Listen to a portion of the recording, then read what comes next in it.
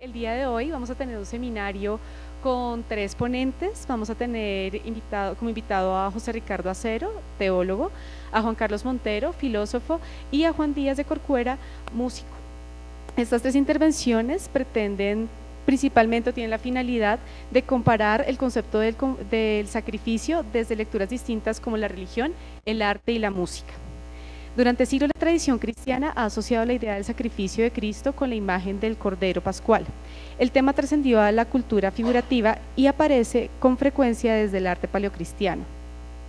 En la pintura del Agnus Dei de Zurbarán no existen más elementos que no sea la simple presencia de un cordero, pero la asociación entre este animal y el Hijo de Dios, sacrificado, Cordero de Dios, como le llama en el lenguaje litúrgico, hace difícil pensar que un español del siglo XVII fuera capaz de abstraerse de las connotaciones religiosas y contemplar esta obra exclusivamente como un maravilloso alarde técnico o como una apetitosa promesa culinaria.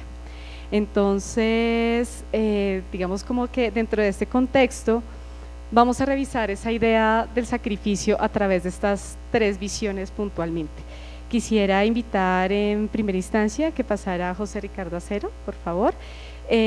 José Ricardo Acero es magíster en Teología de la Pontificia Universidad Javeriana, teólogo de la Pontificia Universidad Santo Tomás de Aquino en Urbe, Roma, con estudios en Filosofía y Humanidades del Seminario Internacional Colombiano de San Luis Beltrán y estudios artísticos en la Academia de Arte Romero de Bogotá, en Asociación Rusia Cristiana de San Vladimir Siracusa y en la Escuela Artística de Neomanierismo Italiano, Escuela Bruno di Acervia, Roma, autor y coautor de varias publicaciones que relacionan teología y estética.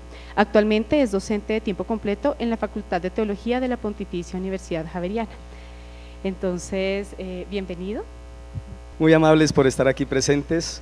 Entonces les presentaré desde la perspectiva teológica, un poquito antropológica, la visión de los sacrificios, para hablar luego del sacrificio con mayúscula y hablar posiblemente de otros sacrificios. Ninguno de ustedes está aquí obligado, ¿verdad?, que esté cumpliendo un sacrificio. Entonces trataré de ser un poquito esquemático, estructurado a partir de una pequeña lectura y luego ponemos entonces en discusión aquello que podría ser esta temática. El sacrificio, los sacrificios y otros sacrificios.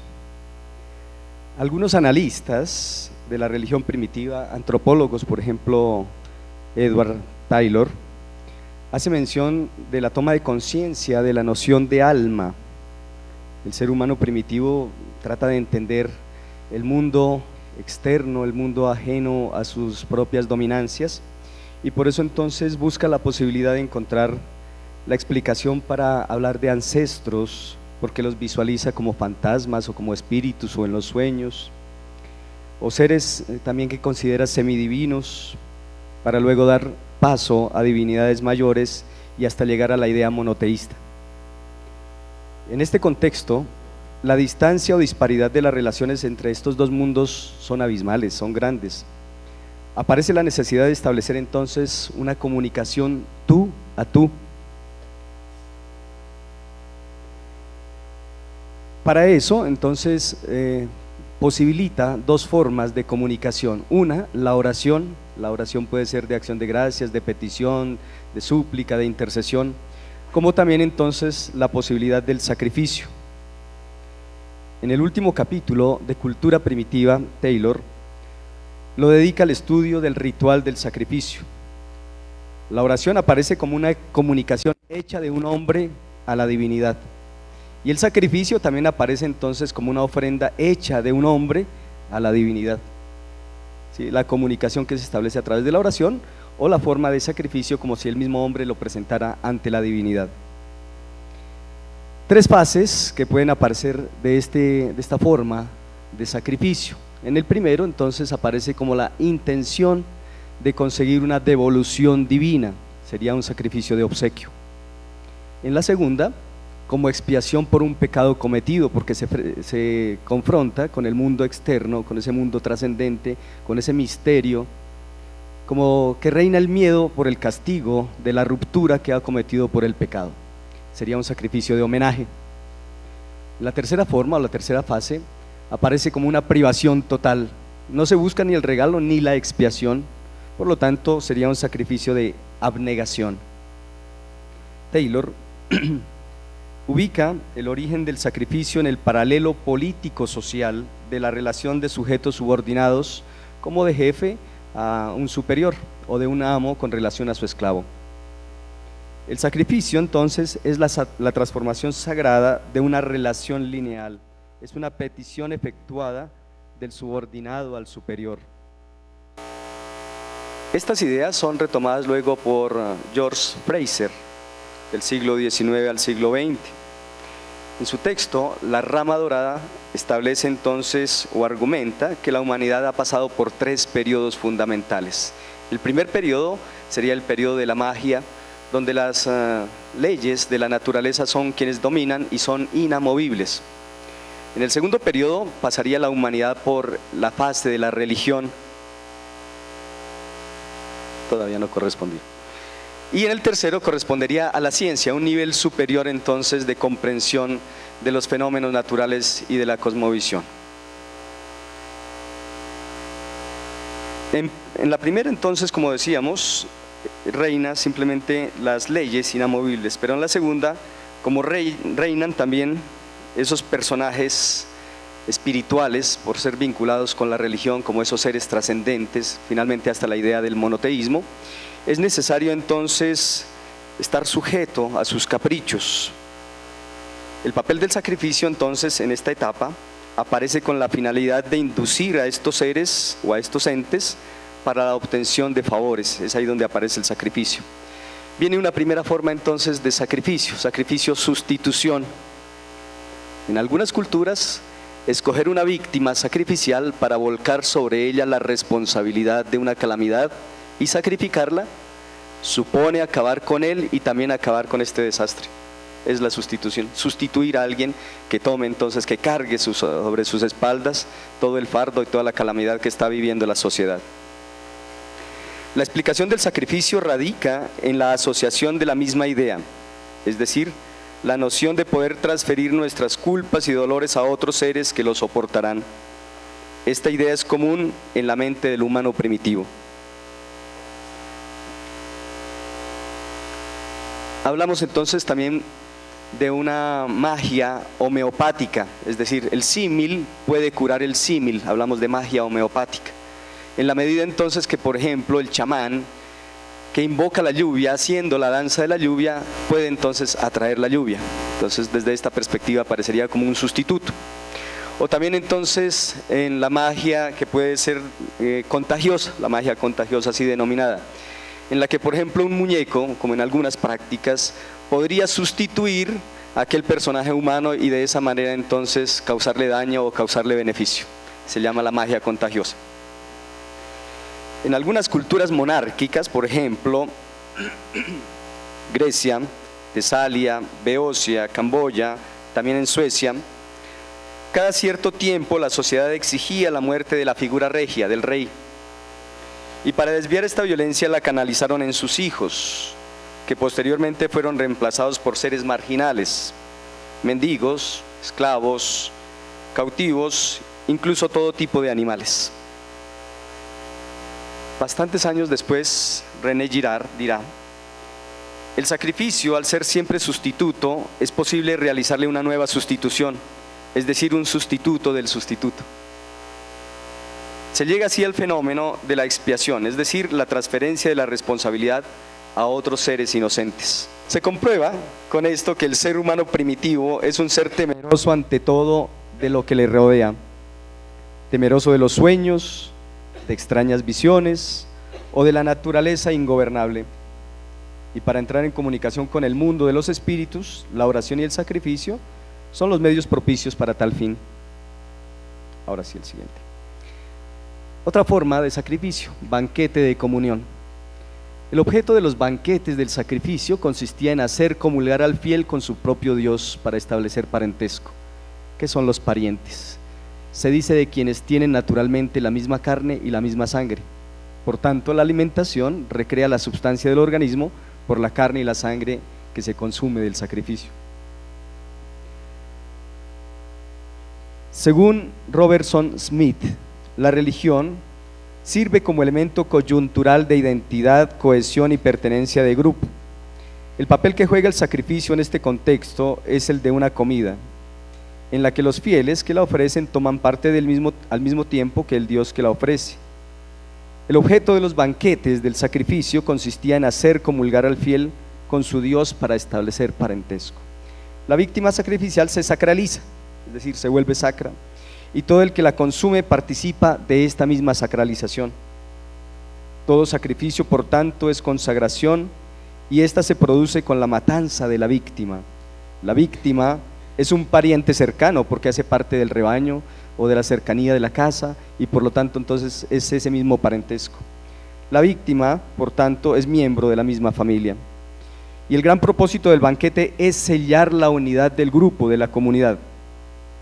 Ejemplo, había una práctica del camello del Nilus, es una práctica árabe, y desde allí entonces casi semicrudo se compartía y se consumía entre todos los habitantes de la comunidad, para decir que esa práctica los hacía parientes entre todos. O como también sucedía en otras, o sucede también en otras culturas africanas u oceánicas en torno al concepto del banquete como comunión y sacrificio. Otra forma de sacrificio es el sacrificio totémico. La religión, comprendida desde su carácter colectivo, desde una visión, desde una lectura psicosocial, esa familia o esa comunidad es considerada como una forma social deificada, y su tótem es el animal que la representa. El tótem, hablo de especie puede ser animal, vegetal o alguna forma. Por lo tanto, el tótem, especialmente en el contexto animal o vegetal, se respeta, no se toca. Solo en ocasiones se inmola y se devora por la comunidad para propiciar la reproducción de las especies totémicas. Por eso la finalidad de su sacrificio es positivo. Por medio de la muerte de la víctima se producen nuevas vidas. De manera indirecta, la comunidad deificada por el sacrificio del tótem pretende la permanencia de la propia comunidad. Se persiguen tres fines en este tipo de sacrificio. El primero, consumiendo entonces la víctima tótem, que no se toca, que se respeta y que luego se sacrifica. Primero entonces el objetivo es aproximar a los individuos como grupo. Segundo, multiplicar entre ellos los contactos, que alguien más o las nuevas generaciones se vinculen.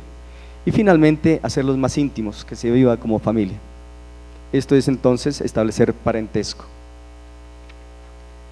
Otra forma de sacrificio, don, consagración.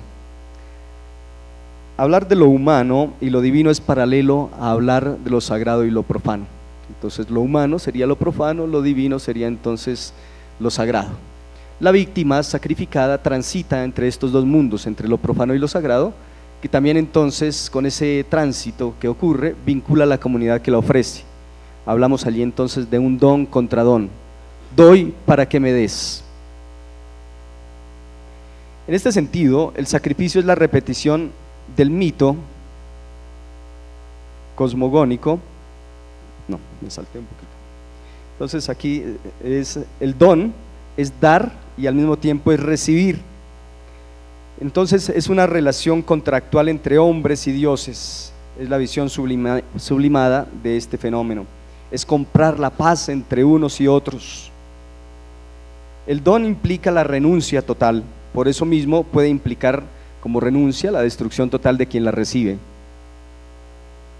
Otra forma es el sacrificio y la agricultura. Ocurre entonces desde una visión ab inicio, es decir, que el sacrificio cruento está vinculado al ciclo de la vida, para que parte de algo que muere, como simplemente podríamos verlo en las semillas. Hay una semilla que tiene entonces que morir para que produzca fruto y genere nueva vida. Esto sería vinculado al sacrificio entonces con esa forma de concebirlo desde la agricultura. El sacrificio es la repetición del mito cosmogónico como escenificación del acto primordial que creó el mundo. Todo sacrificio, por tanto, imita un modelo mítico. Pasaríamos a otra forma de sacrificio, sacrificio chivo, expiatorio. Lo que la comunidad entrega es algo de lo que la comunidad se libra. uno debe morir para el bien de todos, y ya nos acercamos por allá al concepto que nos interesa. La víctima sustituye y se ofrece por los miembros de la sociedad, proponiéndoles una satisfacción parcial, por eso habría que repetirlo constantemente. En otros casos, la víctima puede considerarse también o tenga características maléficas.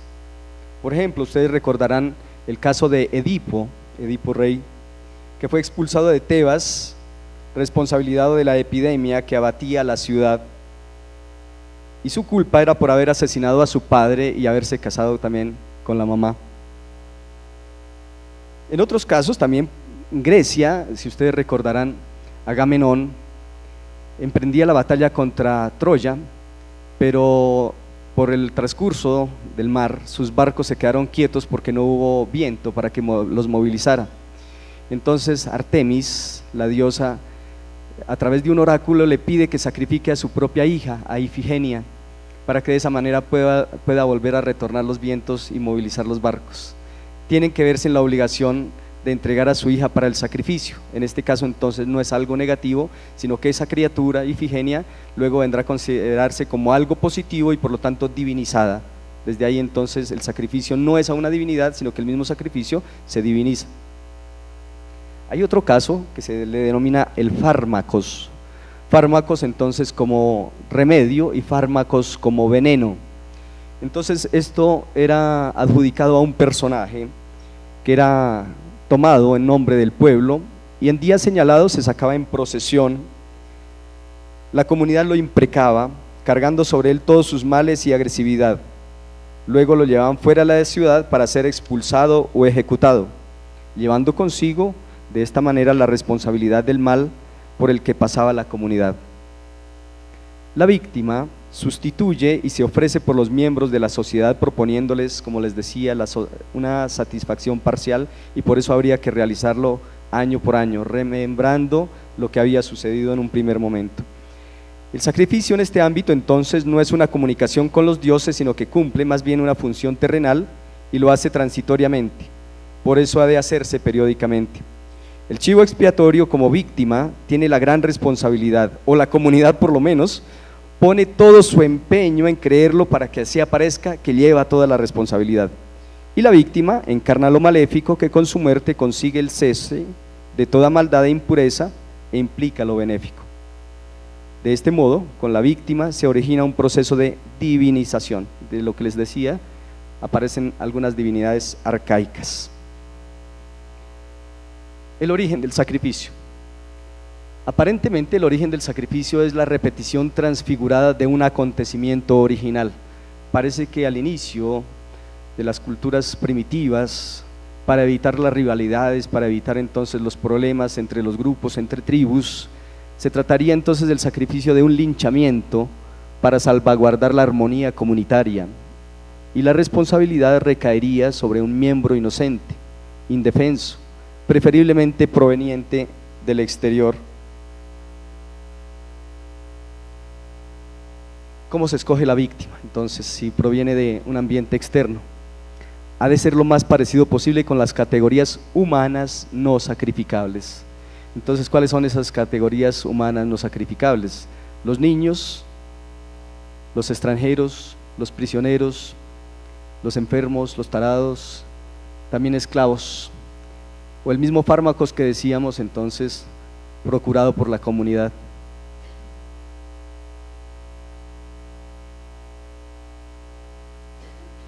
Desde ahí entonces, y con esas premisas, podríamos hablar del sacrificio de Abraham. Si ustedes recuerdan entonces, Abraham, un pastor nómada que sale aproximadamente en el siglo XIX de Ur de Caldea en busca de una tierra que a partir de una hierofanía Dios le promete que se dirija y le dará esa tierra a su descendencia por siempre. Pero su esposa Sara es estéril y le pide permiso que con su esclava egipcia Agar puedan tener un hijo. Van en busca de la tierra prometida, pero por el camino, en la encina de Mamre, en Hebrón, aparecen tres personajes que le dicen que no dudes, le dicen así: no dudes, Abraham, de la promesa que Dios te hizo, engendrarás un hijo y luego entonces será dada esa tierra a ti y a tu descendencia por siempre. Sara se ríe y entonces considera que eso no es posible. Sin embargo, puestos en la tarea, engendran a Isaac. Isaac entonces es el hijo predilecto, amado, y más adelante Abraham, entonces también manifestándosele el trascendente, el misterio, Dios, como le querramos llamar, le pide que sacrifique a su propio hijo, cargándole la leña, llevándolo sobre una montaña y sacrificarlo para probar su fe. Hace lo que Dios le pide, lo lleva sobre la montaña cargando la leña, y estando allí sobre la piedra que hace de altar, extiende el cuchillo para sacrificarlo, pero aparece entonces el mensajero de Dios y le dice: no atentes contra el niño, he probado tu fe. Desde ahí entonces Abraham se considera el padre en la fe también, y entonces no es sacrificado el niño, sino que aparece un cordero en unas zarzas, en unos arbustos enredado, y será la víctima sacrificial. Desde ahí entonces se sella un pacto entre Dios y los descendientes del pueblo de Israel. Todo esto pues lo tenemos elencado allí desde el contexto bíblico. Vendrá entonces un nuevo sacrificio. Toda la historia de Israel pues habla de los sacrificios, sus prácticas de los sacrificios, los levitas, los sacerdotes, en el tabernáculo a lo largo del desierto, luego entonces en el templo desde el siglo X construido por Salomón, y los sacrificios. Hace unos años atrás también, con el regreso y establecimiento del pueblo de Israel en la tierra de Israel, vuelven a colocar también un sacrificio de un cordero, la generación de un pueblo nuevamente como levita, descendientes de la tribu de Leví, y así entonces se considera que los sacrificios puedan ser vueltos al pueblo de Israel y colocados también en la misma práctica ritual. Pero en el siglo I, bueno, hablando en el contexto ya del nacimiento del cristianismo, aparece un nuevo sacrificio, el sacrificio.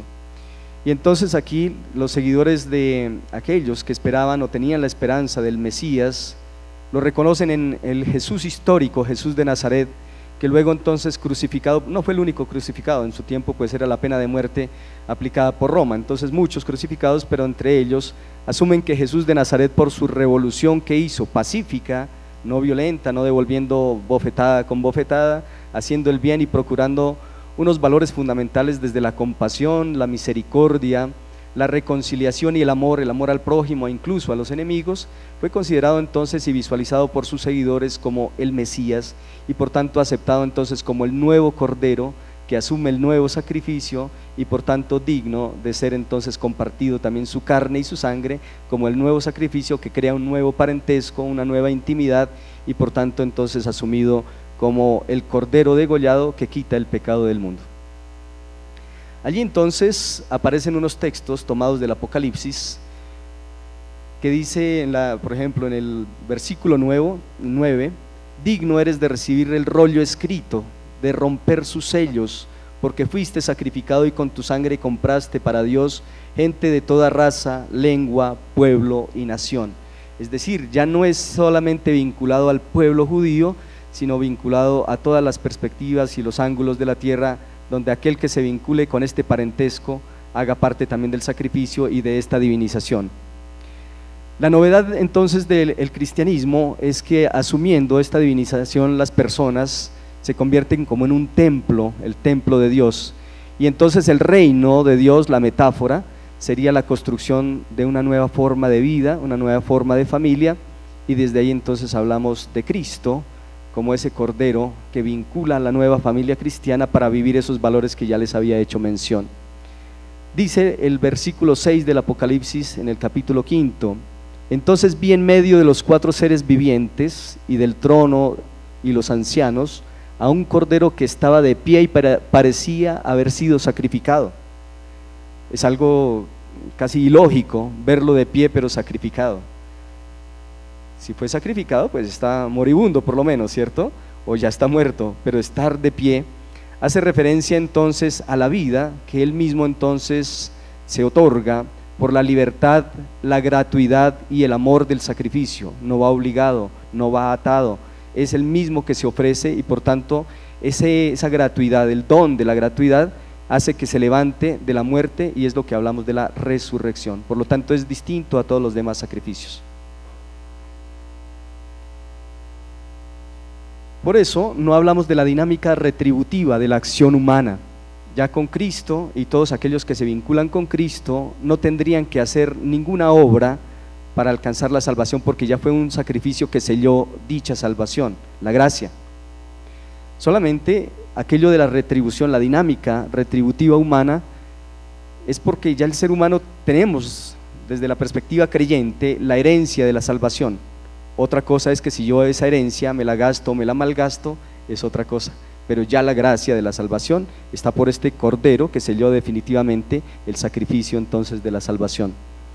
Por eso es un cuerpo místico, la cabeza es entonces Cristo y los demás miembros son todos aquellos que se vinculan a esta familia consumiendo de ese sacrificio. Se habla del cuerpo místico de Cristo, que sería entonces en términos generales no la institución iglesia, sino todos los seguidores que conforman el reino de Dios para construir esa familia a partir de los valores de la compasión, la misericordia, la reconciliación, el amor. Este sería el terreno fértil entonces para hablar de la obra de Zurbarán. Estos elementos hablando de los sacrificios, el sacrificio y la posibilidad de hablar de otros sacrificios.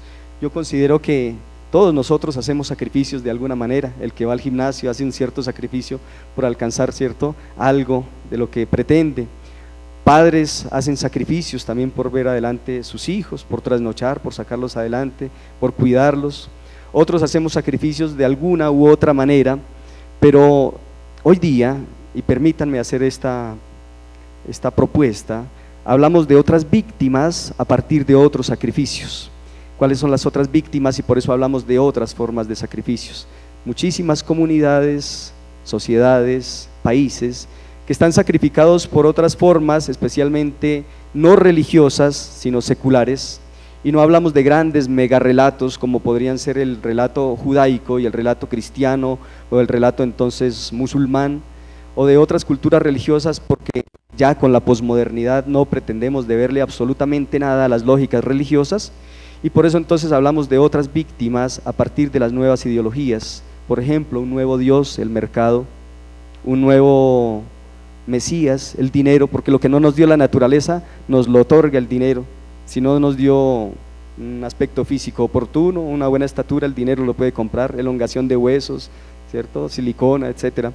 Pero hablamos también de un espíritu que se permea y que vincula positivamente a los que tienen el poder adquisitivo del dinero o los excluye a aquellos que no tienen el poder adquisitivo del dinero. Ese sería el nuevo espíritu del dinero y los nuevos templos, los templos comerciales. Pero todo esto no es hipotético, hay muchas búsquedas que están en esa perspectiva de los nuevos sacrificios y es visible por las nuevas víctimas. Las nuevas víctimas son todas aquellas sociedades que han sido esclavizadas, marginadas, explotadas en función de este sistema. Por eso hablamos de una nueva religión universal, y esa nueva religión universal, hablándolo desde el término griego, es católicos.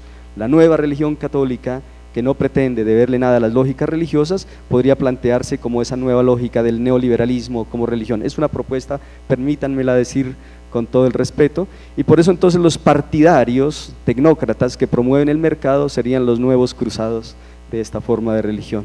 Y así entonces todo aquel que hable en función de la humanidad, de los principios de solidaridad, de los principios de alteridad, serían los nuevos demonios. Por lo tanto, hablar de ética y hablar de religión o hablar de teología queda en un segundo lugar. Por lo tanto, los nuevos Agnus Dei serían esas nuevas sociedades que están marginadas, explotadas, etc. Alguno diría entonces, ¿qué han hecho algunos sures? Lo decía Mafalda, ¿qué han hecho algunos sures para tener que soportar algunos nortes que los esclavizan y que también los sacrifican? Pero ya no es una víctima sacrificial que une, sino que divide y abre grandes brechas. Muchas gracias.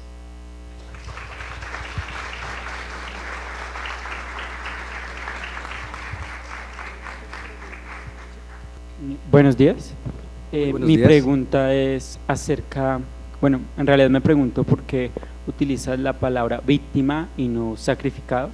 Entonces quisiera saber ese detalle. Gracias. Bueno, buenos días.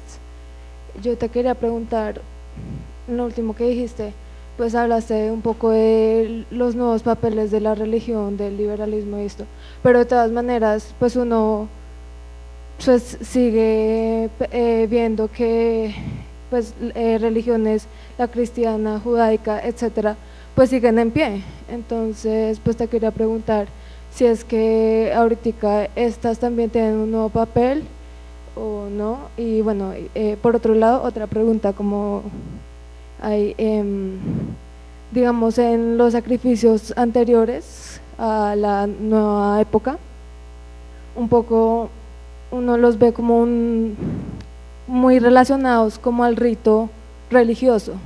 En cambio, digamos, ahora pues no se ve esa conexión. Entonces te quería preguntar cómo, a qué se debe y sí. Sí, tratemos de responder estas dos preguntitas y vamos con otro bloque, ¿les parece? Bien, entonces preguntabas, ¿por qué víctima y no sacrificio, cierto? Sacrificio, ¿cierto? Es hacer sagrado algo, ¿sí? Entonces vincularlo con lo sagrado. Y por eso entonces la víctima sería la entidad o el personaje que toma ese espacio para ser sacralizado por la comunidad o para ser eliminado, dependiendo entonces la positividad o la negatividad de quitarle la vida, ¿sí? Entonces si es para sacralizarlo porque es en beneficio sería positivo, pero si es para eliminar algo, ¿cierto? Entonces no sería tan sacrificio, tan sacralizado, tan divinizado. Desde esa perspectiva entonces podríamos decir que no se hace sacro, sino antes bien se elimina un mal de la comunidad. Entonces no sacrificio sería la víctima, ¿sí? Y desde la otra perspectiva entonces la propuesta por ejemplo de Michel Baudon, él es el que dice que el neoliberalismo sería la nueva religión partiendo de la globalización. Entonces después de los años 60, cuando se observó que la Tierra era la pequeña canica azul, se habló de la aldea global. Y desde ahí entonces decir, bueno, pero si somos una pequeña aldea, ¿por qué sufrir por ciertas divisiones geográficas, políticas, económicas y sobre todo religiosas? ¿Por qué no hablar de una propuesta más bien que unifique todos estos criterios y hablemos de la gran familia humana? Y entonces, claro, si hay divisiones desde el judaísmo, desde el cristianismo, de los grandes relatos, ¿cierto? Los mega relatos, ¿por qué no pretender más bien hablar de una religión que reúna absolutamente todo y que vaya en los intereses de toda la humanidad? Y entonces por eso es que se ha ido secularizando, es decir, dejando de aparte la posibilidad de hablar desde algunos relatos particularizados, desde familias religiosas, ¿cierto?, personalizados o intereses particulares, y entonces pretender no desde la religión, sino desde una visión distinta, ideológica, hablar entonces de la gran religión, la nueva religión católica. Por eso te decía, católicos es universal, ¿sí? Entonces hablar desde una universalidad. Desde esa entonces la ideología del neoliberalismo dice, pues bueno, todos nos podemos vincular desde ahí, construir un mundo en el que la mano invisible de Dios, como se planteaba por ejemplo la Dextera Dei en el judaísmo, la mano derecha de Dios que manejaba entonces la historia y que sería beneficiosa para la misma comunidad, la habló después Adam Smith para hablar que es la mano invisible del mercado que mueve absolutamente todos los destinos de la humanidad. Entonces, no es que las religiones o los grandes relatos no puedan aportar, sí, desde el testimonio es lo más importante. Diría por ejemplo un judío, el propósito de ser judío es cambiar mi conciencia desde la práctica de la ley y desde las fiestas y desde los rituales, y cambiando mi conciencia puede cambiar la conciencia del que esté cerca a mí, no obligándolo sino por el testimonio, y podemos cambiar el mundo. Desde el mismo, por ejemplo, cristianismo dice, bueno, si vivimos esos valores fundamentales que todos se resumen en el amor, ama y haz lo que quieras, decía San Agustín en el siglo V, podríamos cambiar absolutamente el mundo si vivimos unos valores. Entonces no es que haya pasado desapercibido o quede en el olvido las prácticas religiosas, sino que la propuesta paralela sería hablar de una nueva religión, pero no deberle nada a las lógicas religiosas.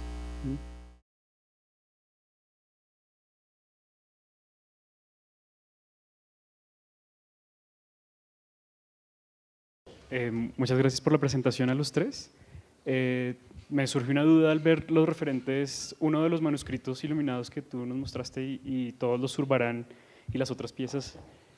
Veo como una gran diferencia entre eso y el Agnus Dei en cuanto a la austeridad del Agnus Dei, de dónde viene pues como esa decisión formal de tan pocos elementos, y pues si responde de pronto, se me ocurre que podía ser un estudio para que perteneciera como a otra imagen y terminó siendo un cuadro en sí mismo. No sé si haya una razón de ser de esa austeridad. Bien, el Agnus Dei es una obra que corresponde a un periodo crítico en la obra de Zurbarán. Es un trabajo que pertenece a un periodo crítico en la obra de Zurbarán. Cuando Zurbarán pinta el Agnus Dei para 1640, el gusto por la pintura tridentina ha empezado a declinar en Sevilla y en Madrid. El Concilio de Trento, que se realizó a mediados del siglo XVI, trató de establecer una serie de límites doctrinales para la representación y para el arte cristiano. Y esas prescripciones tuvieron mucho éxito todavía hasta, qué sé yo, la tercera década del siglo XVII. Pero en Madrid y en Sevilla eso empezó a declinar. ¿Quiénes comisionaban ese tipo de pintura, llamémoslo así, dogmática? Eran fundamentalmente las órdenes religiosas. Y para ese momento había otro actor que comisionaba arte y eran justamente los coleccionistas, y a estos coleccionistas les gustaba otro tipo de arte completamente distinto. Arte que usualmente se inspiraba en devociones populares o que tenía como tema el bodegón, que es otra de las grandes innovaciones del siglo XVII. Zurbarán para 1640 está en un periodo crítico económicamente. Ya las órdenes religiosas han declinado en sus comisiones y el tipo lo que le queda por hacer es, bueno, pues voy a tener que empezar a pintar para estos nuevos coleccionistas y voy a tener que aglutinar sus intereses pictóricos. Insisto, a los coleccionistas les interesan devociones populares y bodegones. Y eso es lo que hacen justamente en el Agnus Dei. El Agnus Dei es un bodegón, en esencia. De hecho, no debería llamarse Agnus Dei como tal, porque, pues, como lo sugerí hace un momento, no tiene halo, no tiene aureola, es más una referencia a los usos culinarios. Sin embargo, Francisco de Zurbarán, que es pues un humanista del siglo XVII, por supuesto, no podrá resistirse a hacer alegorías de naturaleza religiosa en esa imagen, de naturaleza erudita, fundamentalmente. Y por eso escoge que sea un carnero, por otro lado. Él no es un cordero, es un carnero, tiene cachos, es un cordero adulto, ¿no? Y él sabe que el cordero adulto en la cultura del Antiguo Testamento hace alusión a un tipo de sacrificio extremo. En la ley judáica, cuando alguien quiere ofrecerse a sí mismo como sacrificio, pero no puede, ofrece un carnero, ¿no? Y entonces es la representación justamente de la entrega absoluta, desde luego. Zurbarán entonces está jugando con las circunstancias del mercado, de una manera pues bastante hábil, por supuesto, porque mientras él pinta ese tipo de sacrificios súper modestos, como lo mencionaba usted hace un segundo, otros pintores van a empezar a inclinarse por otro lado, por el drama, por ejemplo, por representar otra vez el drama del dolor, porque el mundo popular está interesado en eso. El mundo popular ya se aburrió un poco de la representación tridentina que se prestaba a la repetición. Quiero que se imaginen ese escenario de pintar en Sevilla en el siglo XVII, donde está primero, qué sé yo, Francisco Pacheco, que es el censor del arte, diciendo, bueno, esto tiene que pintarse así, así, así, pero sin embargo innoven. Gracias. Pues eso tiene que ser muy difícil, por supuesto, ¿no? La gente se aburre y empieza a repuntar nuevamente esta imagen emocional que ya se había empezado a cultivar en el siglo XVI y en el siglo XV fundamentalmente. Y eso da cuenta de esa diferencia pues tan dramática entre lo que hace Zurbarán y lo que hacen los pintores anteriores y lo que eran los pintores posteriores.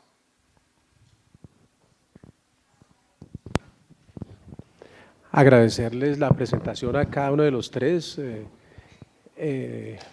expositores, ver la teología en contexto con las artes plásticas y, ¿cómo se llaman las otras? Performativas. Entonces, porque nos hemos acostumbrado, tal vez en la universidad lo hacemos, a ver cada cosa en su lugar. Y aquí se trató de integrar todo como la vida. Con un ejemplo de Cheny, Marie-Dominique Cheny, él se refiere al trabajo y él dice que antes del siglo XII no era bien visto el trabajo manual, mecánico, y que fueron los trabajadores en Chartres, en la catedral de Chartres, quienes lo canonizaron y lo colocaron al pie de las artes liberales. Pasaría lo mismo antes que los teólogos. Pasará lo mismo con esto del sacrificio, fueron los pintores, los músicos, quienes han hecho el cambio de la concepción luego teológica del sacrificio. Primero fue descubierto esos cambios, porque uno imagina las fuentes de la teología, la Biblia, la tradición, los padres, pero aquí estamos hablando de la historia y de las artes. Sobre eso quisiera que discutieran un momento, como que el pueblo y lo popular ha ganado espacio también en la teología y a veces son los que colocan los temas sobre los cuales se discute después.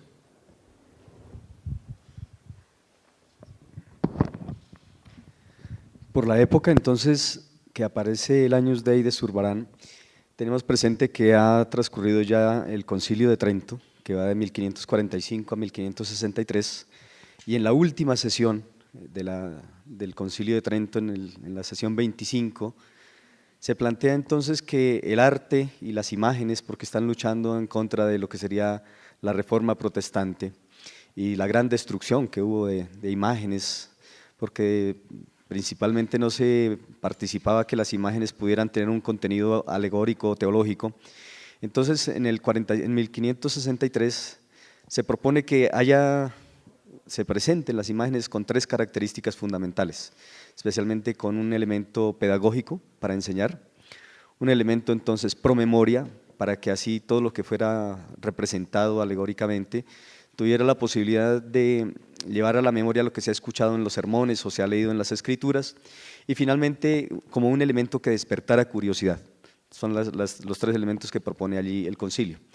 De tal manera entonces que la perspectiva de un Agnus Dei, aunque no tuviera la aureola, ¿cierto?, el nimbo crucífero, porque sería el que identificara a Cristo, si fuera ese cordero allí mansedumbre, digno de ser sacrificado, entonces por lo menos despertara curiosidad en la persona que entrara en contacto con esta imagen, y de allí pudiera llegar de pronto a un contenido a partir de lo que se ha transcurrido a lo largo de la historia, empezando por ejemplo por el paleocristiano, que ya aparecía entonces el moscóforo griego que lleva sobre sus hombros a ese cordero digno del sacrificio, y desde ahí pudiera llegar entonces al contenido implícito que lleva el Agnus Dei, aunque no apareciera con el nimbo crucífero o que identificara realmente que ese fuera el cordero del sacrificio. Entonces, obviamente, el Concilio de Trento lo que propone es que se llegue a unos contenidos, desde lo que también nos decía aquí Juan, unos contenidos desde el significado, que lleva sus 2 elementos, el signo, el significante y el significado, o finalmente que se llegara desde lo simbólico a un contenido implícito. Entonces el propósito allí es que la misma Iglesia, las órdenes religiosas, llevaran a esos contenidos y explicitar esos contenidos dentro de unas imágenes originales y desde unos contenidos sugestivos. Bien, no sé si alguien tiene otra pregunta.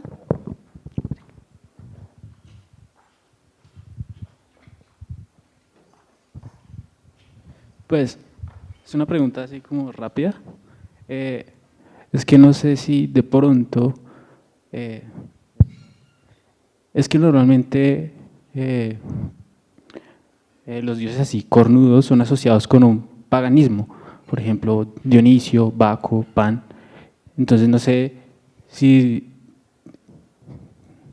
es que como que me quedó un vacío como en esa parte, porque actualmente, digamos, ver a Cristo cornudo como un cordero, así sea de manera simbólica, como que incomoda un poco, digamos. Entonces no sé si no sé si alguno podría ampliar un poquitico esa parte. Gracias. Es que con la primera conferencia me quedan como muchos vacíos, y es que siento que usted hace una explicación desde la teología enmarcada dentro de un concepto católico, ni siquiera cristiano, sino católico, y siento que el sacrificio como experiencia, como representación o como concepto, me parece que viene inherente al ser humano. Entonces a mí me parece que debería como complementarse un poco más y ser como, no sé, como ampliar el panorama y poder ver desde una perspectiva tal vez más antropológica, unir esa lectura teológica con algo más antropológico en cuestiones de representación, porque sí siento que, pues, no sé, estaba pensando como en muchas sociedades primitivas, incluso en pueblos en América, África, en que el sacrificio es necesario. Y por eso siento que, no sé si usted lo pudiera complementar o algo así. Yo sé que eso da para otra conferencia, en fin, pero sí me parece que es necesario entender cómo se genera ese sacrificio en relación con la experiencia humana. Gracias. Una gran pregunta, ¿no? También muy difícil.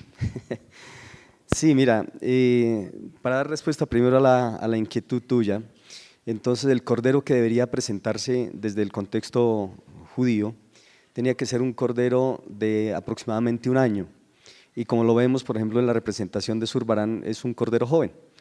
Tiene cuernos, sí, Entonces, pero para la proximidad de un año los cuernos ya han evolucionado también y por eso se notan.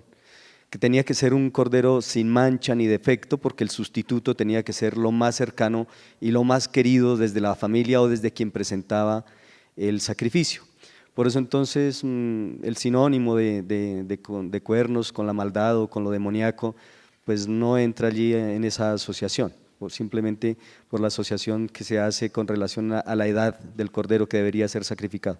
Entonces creo que allí no entra esa connotación para vincularlo con la maldad, o por lo menos para ser comparado o asociado con Jesús, que pueda tener entonces una imagen cornuda, ¿no? ¿Sí? Yo creo que no.